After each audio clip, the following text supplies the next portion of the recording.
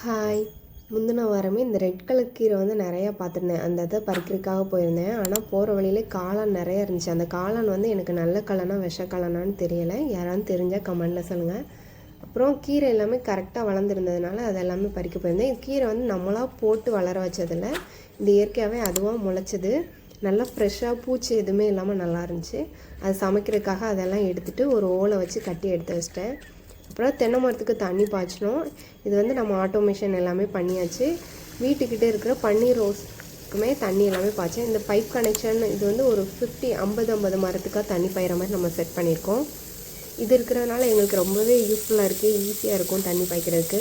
அப்புறம் கரை மட்டும் உடஞ்சி போடுறத மட்டும் நம்ம கொஞ்சம் எல்லாமே அடைச்சி விட்டுட்டு, அப்புறம் ஒரு தேங்காய் இருந்துச்சு அதையும் எடுத்துகிட்டு பறித்த கீரை எல்லாமே எடுத்துகிட்டு நம்ம வீட்டுக்கு கிளம்பிட்டோம். நெக்ஸ்ட் விலாகில் பார்க்கலாம்.